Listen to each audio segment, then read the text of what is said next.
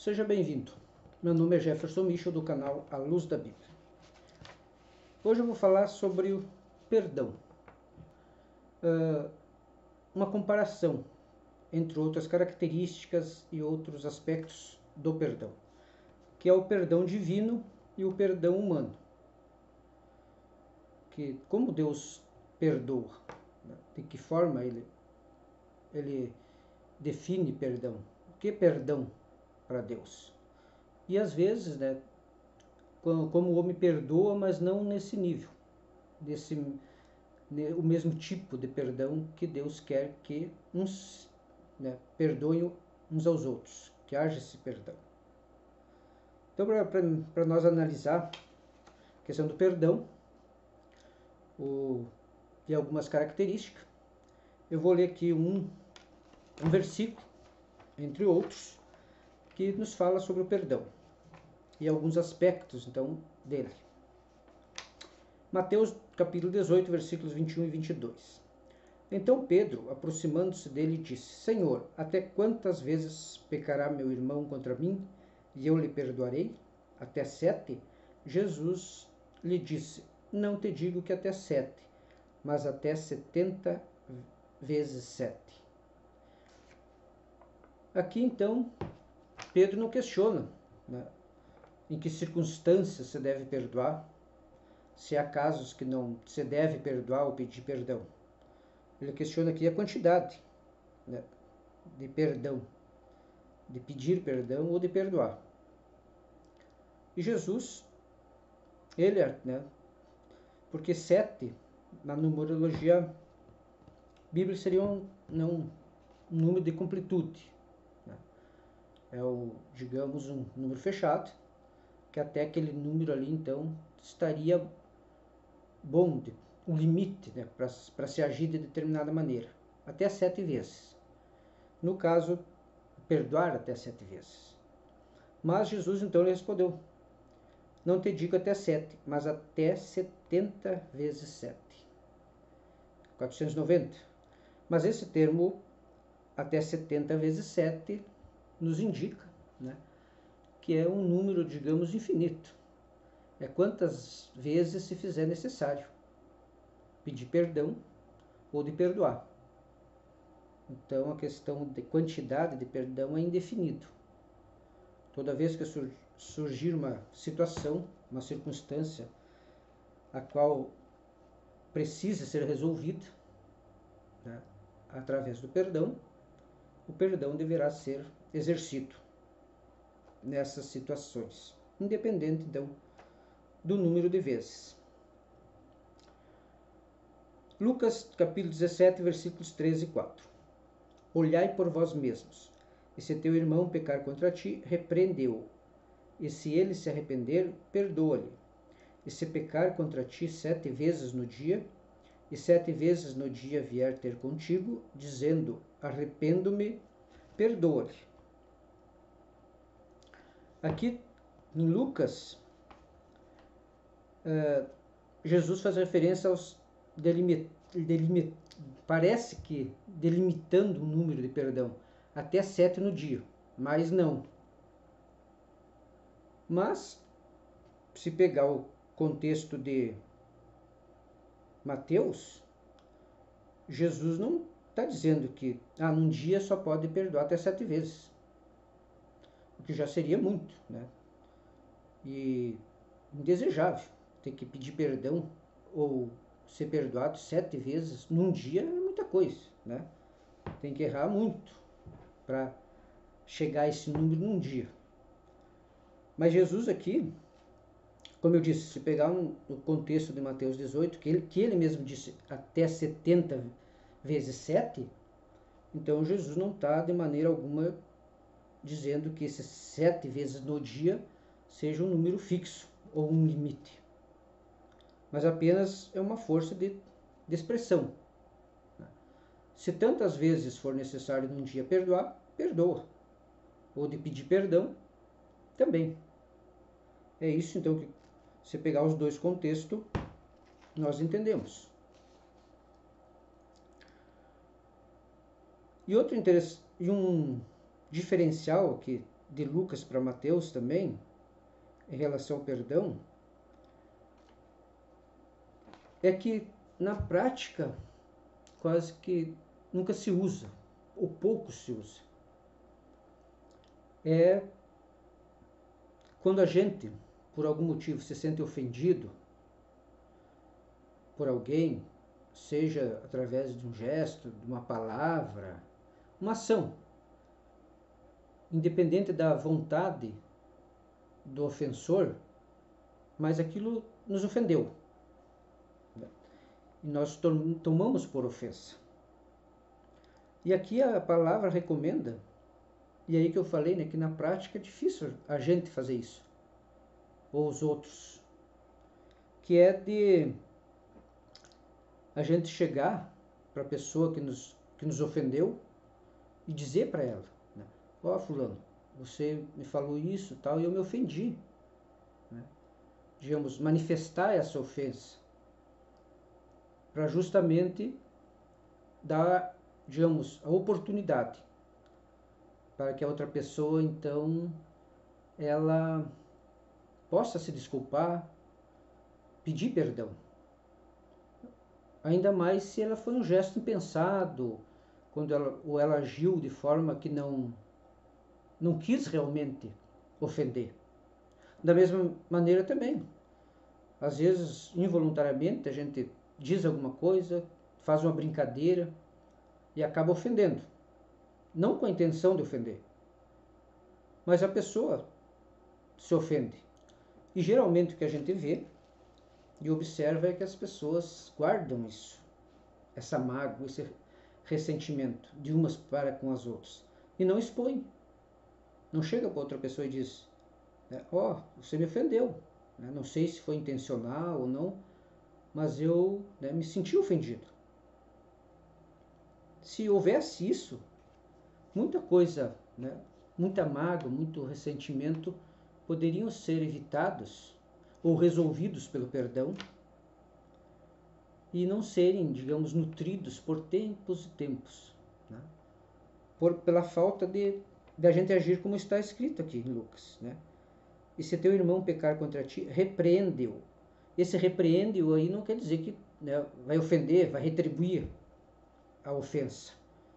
Você, de uma forma grotesca, violenta. Não, esse repreendo é no sentido de demonstrar, para ele que aquele gesto, aquela palavra causou uma mágoa, uma ofensa para nós.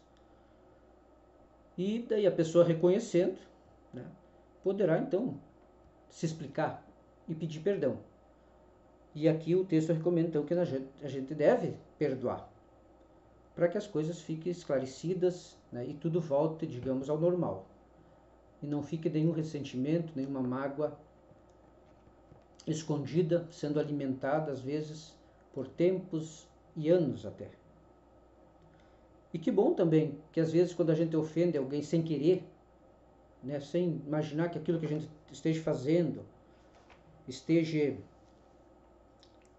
até uma brincadeira com alguém, a gente não imagina que possa estar ofendendo a pessoa. E se a pessoa chegar para nós e falar, você me ofendeu.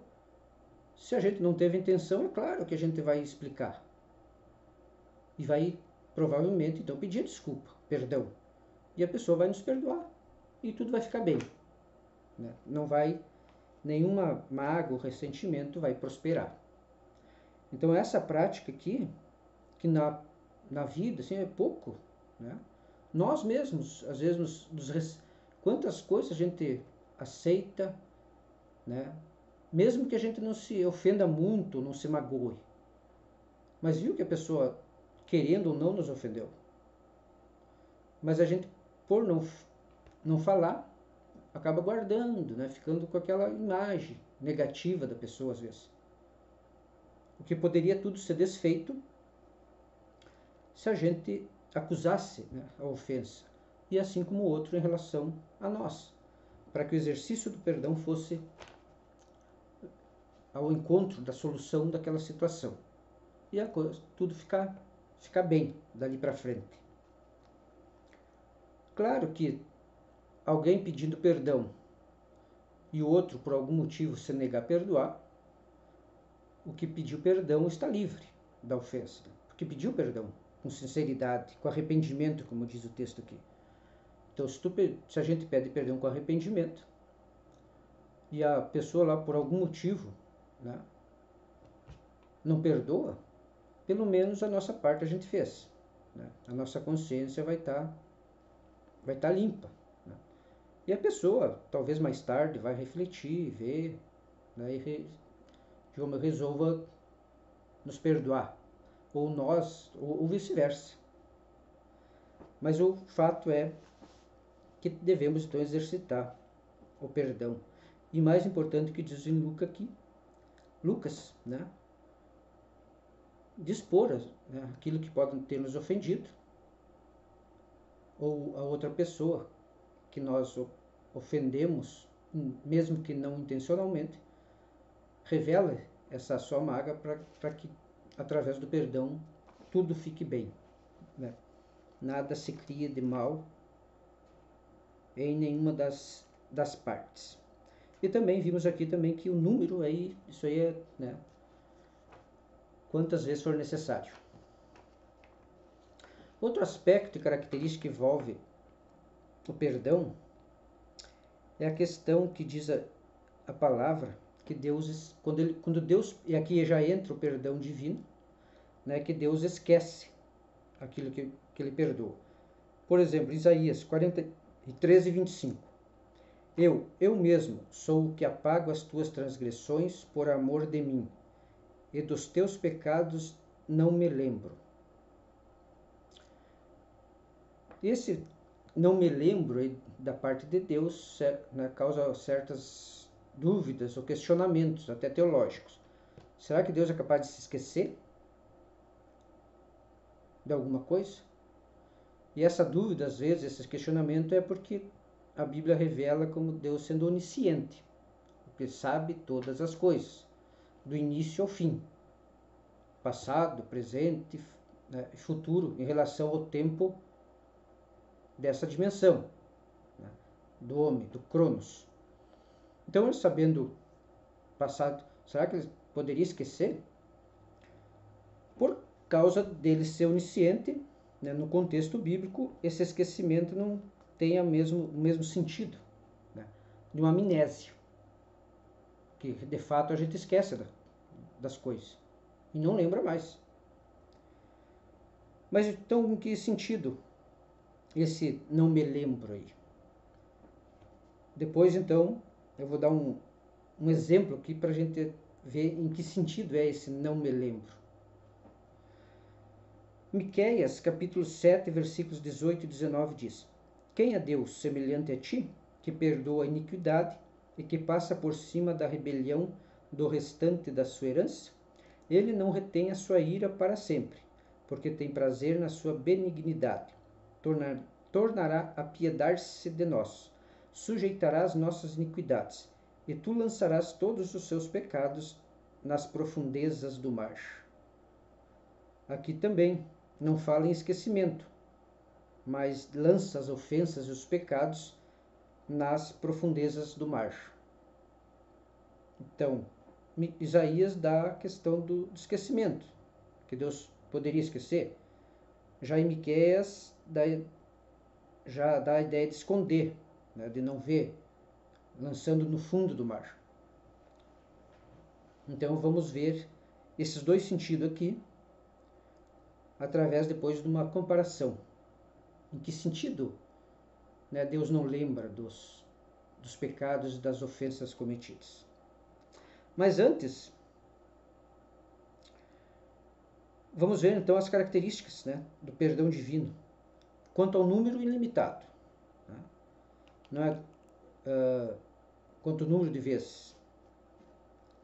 E também que Deus recomenda, né, que aquele que se sentir ofendido, que manifeste a sua mágoa para que a situação se esclareça e se resolva através do perdão, né, de forma sincera, né, de forma pacífica, né, para que tudo se resolva. Bom, o perdão divino é incondicional, né? que Deus perdoa com a ideia aqui do esquecimento e de jogar as ofensas no fundo do mar, os pecados, é que é incondicional. Deus perdoou, está perdoado. Ele depois não vai lançar em rosto ou vai lembrar a pessoa do seu pecado que ele perdoou. Então não tem mas. E aqui vem a primeira diferença entre o perdão divino e o perdão humano, meramente humano. Que às vezes o homem, né, diante de uma ofensa, até perdoa o outro, mas sempre vem um mas depois. Ó, eu te perdoo, mas é só essa vez. Eu te perdoo, mas tu tem que fazer isso, fazer alguma coisa em troca. Eu te perdoo, mas eu não quero mais te enxergar. Não dirija mais a palavra para mim. Isso é um perdão humano.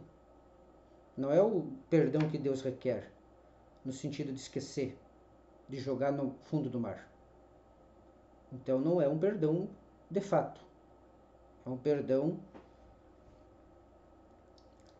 porque, veja bem, Deus perdoa o homem, né, que se arrepende quantas vezes for necessário. Mediante a confissão e um arrependimento, diante de um pecado, se for sincero, né, o arrependimento, Deus perdoa.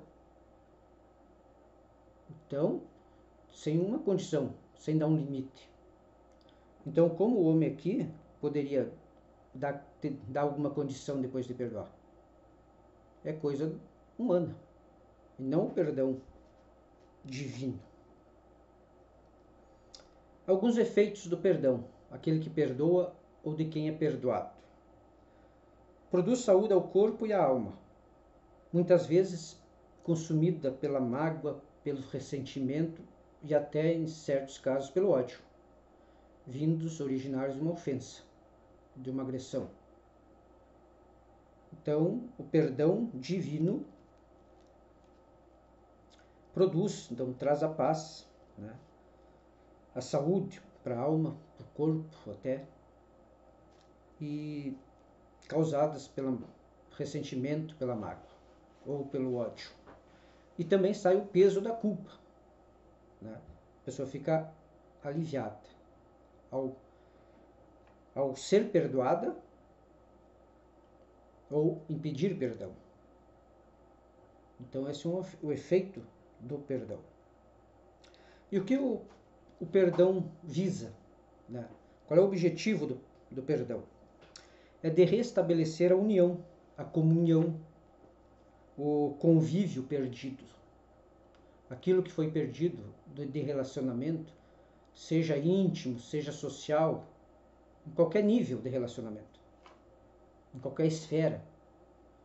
Então, o perdão visa, segundo a vontade de Deus, de restabelecer essa união que foi perdida, essa comunhão que havia. Então, o verdadeiro perdão divino restabelece a situação anterior. Tenha sido ela um relacionamento íntimo, ou nem tanto, apenas de coleguismo, ou um relacionamento meramente social. O certo é que o perdão divino, né, restaura a situação que era antes de haver uma ofensa, no nível que estava o relacionamento entre as pessoas que se perdoam, né? Uma que pediu perdão e outra perdoou. Então, não tem aquele mas, né? Ah, eu perdoo, mas não fale mais comigo. Não, mas se antes falava, né, e por algum motivo se ofenderam, mas se houve perdão, pelo perdão divino, elas terão que voltar a se falar, né, nas circunstâncias que antes se falava, seja no relacionamento mais íntimo, mais próximo, ou até mesmo, como falei, num relacionamento social. Então, esse é o efeito do perdão também. Além de aliviar o peso da culpa, tirar o peso da culpa, né, de curar as mágoas, as ofensas, o ódio, também de restabelecer o estado anterior à ofensa, em termos de relacionamentos. Deus, ao olhar a pessoa, a quem perdoa,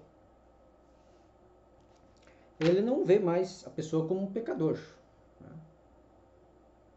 Então, perdoados os pecados, o pecado, Deus não, como eu falei no início, não vai trazer de volta aquele pecado. E se a pessoa se converteu a Jesus, foi perdoado, Deus vai olhar para essa pessoa mediante, digamos, a obra redentora, perdoadora de Jesus, como não mais como aquela pessoa sendo um inimigo, mas como um filho, como diz em Romanos 5:10. Porque se nós, sendo inimigos, fomos reconciliados com Deus pela morte de seu filho, muito mais, tendo sido já reconciliados, seremos salvos pela sua vida. Então, antes do homem ajeitar a sua situação diante de Deus, mediante a confissão e o perdão de seus pecados, era como se fosse inimigo de Deus, por causa dos seus pecados que praticava, e não perdoados. Mas através do perdão, então, há essa reconciliação para a salvação, como diz aqui, e também passa a ser, então, chamado e reconhecido de filho. Como diz em 1 João, capítulo 3, versículo 1. Vede quão grande amor nos tem concedido o Pai, que fôssemos chamados filhos de Deus. Por isso o mundo não nos conhece, porque não o conhece a Ele. Então, mediante o perdão divino, pela morte de Jesus, pelo sacrifício de Jesus, aqueles que creem nesse sacrifício, confessar seus pecados, e uma vez perdoados, já são para Deus considerados de filhos, pertencentes à família de Deus. Outro detalhe também quanto ao número de vezes que devemos nos perdoar, assim como Deus perdoa quantas for necessária, mediante uma confissão e um arrependimento sinceros. Porque o homem mesmo perdoado, não é garantia que ele não vai pecar, não vai errar de novo. Que não vai necessitar de ser perdoado de novo. E para isso, então, Deus não coloca limite, condicionando o perdão tão somente a questão da confissão e o arrependimento sinceros. Daí receberá o perdão novamente.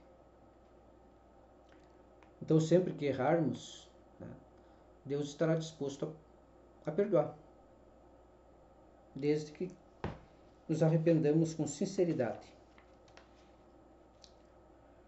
Mas então, para finalizar, eu vou fazer aquela analogia para, digamos, caracterizar o que seja um perdão divino.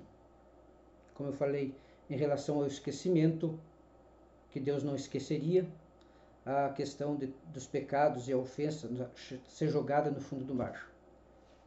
Digamos que uma pessoa teve uma doença séria, doença grave, mas fez um tratamento e se curou. Está curada da enfermidade e da doença. Provavelmente depois ela vai se lembrar que teve doente, vai lembrar da doença. Porém, ao lembrar da doença, ele não vai sentir mais sintomas dela, o que demonstra que foi curada. Ela lembra da doença, mas não sente sintomas. Então foi curada. E a analogia para ver a questão da natureza do perdão divino é essa. Digamos, a pessoa que perdoa com o perdão divino, ela foi ofendida. Digamos, a doença, a ofensa, a agressão. Mas se ela perdoar com o perdão divino, de fato, depois, quando ela encontrar a pessoa, provavelmente ela lembre, por algum motivo, o que a pessoa lhe fez. Mas se ela de fato a perdoou, ela não vai mais sentir nada. Não vai, aquela lembrança não vai lhe causar mágoa, o ressentimento não vai voltar, a mágoa não vai voltar, porque de fato ela a perdoou. ficou curada, né, da mágoa, do ressentimento. Então é essa analogia que eu trago para, né, caracterizar o amor. Em que sentido Deus esquece e lança as ofensas na profundeza do mar? Ele, como sendo iniciante, claro que ele lembra. Porém, ele não vai considerar mais um pecado perdoado como aquele, né, a pessoa sendo pecadora por aquele pecado. Está perdoada. Né? Aquilo lá não mais vai ferir, digamos, a justiça ou a santidade de Deus. Então, essa analogia. A pessoa ficou doente, uma doença séria. Foi curada. Curou. Quando lembrar da doença, não vai sentir mais sintoma, porque foi curada. E aquele que perdoa verdadeiramente, ao lembrar da ofensa, não vai sentir também nenhum sintoma que na época produziu, como diz, mágoa, ressentimento. Então essa é a natureza do perdão divino. E que Deus quer, de fato, que uns perdoem aos outros. Então era isso. Gostaria de trazer sobre o perdão alguns aspectos, características, né, que envolvem alguns efeitos do perdão. Obrigado por ter ficado comigo até o final deste vídeo. Na descrição tem mais alguns links ali sobre os outros temas de vídeos. Se você quiser ver, só linkar lá, certo? E até um próximo, querendo Deus.